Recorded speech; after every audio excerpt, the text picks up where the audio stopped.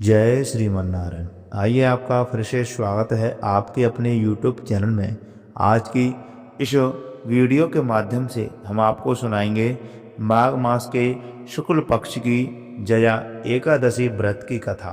जो भी भक्त जया एकादशी व्रत की कथा को सच्ची श्रद्धा, नियम और निष्ठा के साथ सुनता है तो उसे भगवान विष्णु के दुर्लभ वैकुंठ लोक की प्राप्ति होती है और माँ लक्ष्मी का विशेष आशीर्वाद भी प्राप्त होता है।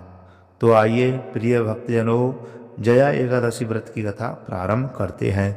बोलिए लक्ष्मी नारायण भगवान की जय, कृष्ण कन्हैया लाल की जय, एकादशी महारानी की जय। धर्मराज युधिष्ठिर बोले, हे भगवान, आपने माघ के कृष्ण पक्ष की शरतला एकादशी का अत्यंत सुंदर वर्णन किया। आप स्वदेज, अंडज, उद्भिज और जरायुज चारों प्रकार के जीवों के उत्पन्न, पालन तथा नाश करने वाले हैं। अब आप कृपा करके माघ महीने के शुक्ल पक्ष की एकादशी का वर्णन कीजिए। इसका क्या नाम है, इसके व्रत की क्या विधि है और इससे कौन से देवता का पूजन किया जाता है।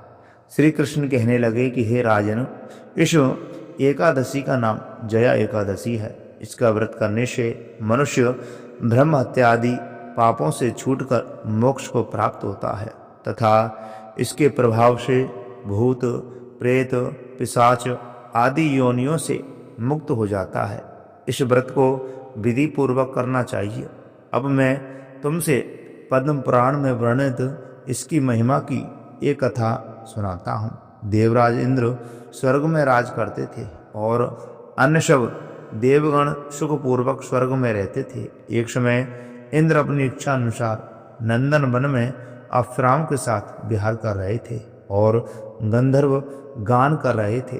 उन गंधर्वों में प्रसिद्ध पुष्पदंत तथा उसकी कन्या पुष्पवती और चित्रसेन तथा उसकी स्त्री मालिनी भी उपस्थित थी।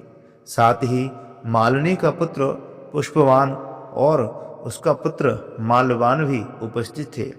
पुष्पवती गंधर्व कन्या माल्यवान को देख करके उस पर मोहित हो गई और माल्यवान पर काम बाण चलाने लगी।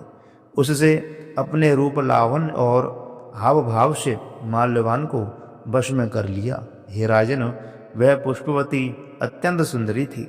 अब वे इंद्र को प्रश्न करने के लिए गान करने लगे, परंतु परस्पर मोहित हो जाने के कारण उनका चित्त भ्रमित हो गया। उनके ठीक प्रकार न गाने तथा स्वर ताल ठीक नहीं होने से इंद्र उनके प्रेम को समझ गया और उन्होंने उनसे अपना अपमान समझ करके उनको श्राप दे दिया। इंद्र ने कहा, हे मूर्खो, तुमने मेरे आज्ञा का उल्लंघन किया है, इसलिए तुम्हारा धिक्कार है।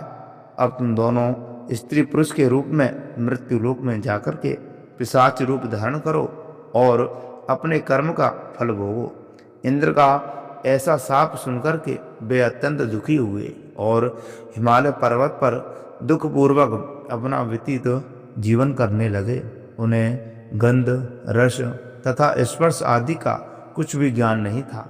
वहाँ उनको महान दुख मिल रहे थे। उन्हें एक क्षण के लिए भी निद्रा नहीं आती थी। उस जगह अत्यंत शीत था, इससे उनके रोंगटे खड़े रहते और मारे शीत के दांत बजते रहते। एक दिन पिशाच ने अपनी स्त्री से कहा कि पिछले जन्म में हमने ऐसे कौन से पाप किए थे जिससे हमको यह दुखदायी पिशाच योनि प्राप्त हुई है। इस पिशाच योनि से ना तो नरक के दुख सहना ही उत्तम है, अतः हमें अब किसी प्रकार का पाप नहीं करना चाहिए। इस प्रकार विचार करते हुए वे अपने दिन व्यतीत कर रहे थे। देवयोग से तभी माघ मास में शुक्ल पक्ष की जया नामक एकादशी आई।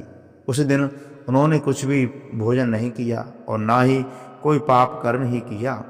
केवल फल फूल खाकर ही दिन व्यतीत किया और सायंकाल के समय महान दुख से पीपल के वृक्ष के नीचे बैठ गए।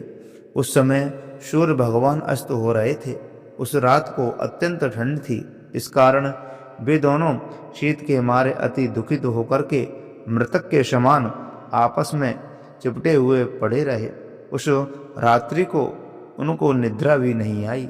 हे राजन, जया एकादशी के उपवास और रात्रि के जागरण से दूसरे दिन प्रातः होते ही उनकी पिशाच योनि छूट गई। अत्यंत सुंदर गंधर्व और अप्सरा की देह धारण करके सुंदर वस्त्राभूषणों से अलंकृत होकर के उन्होंने स्वर्गलोक को प्रस्थान किया। उस समय आकाश में देवता उनकी स्तुति करते हुए पुष्प वर्षा करने लगे। स्वर्गलोक में जाकर के उन दोनों ने देवराज इंद्र को प्रणाम किया।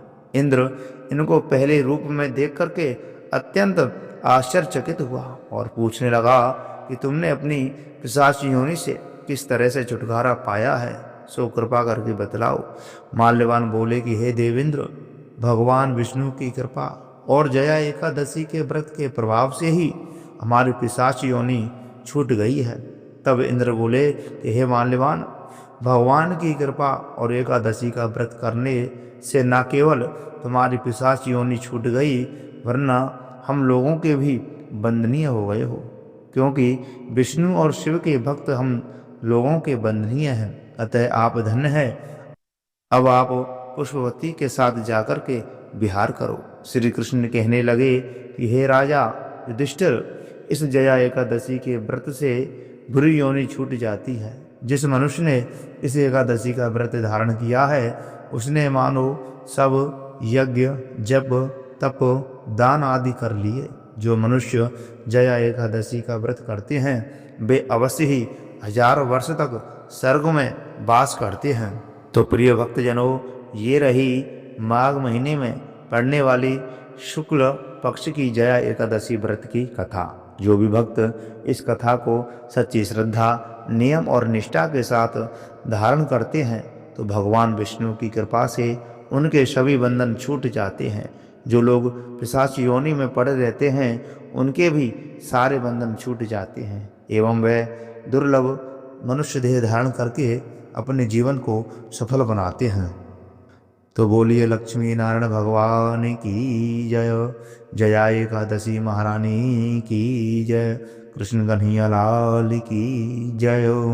जय श्री राधे, जय श्री कृष्ण।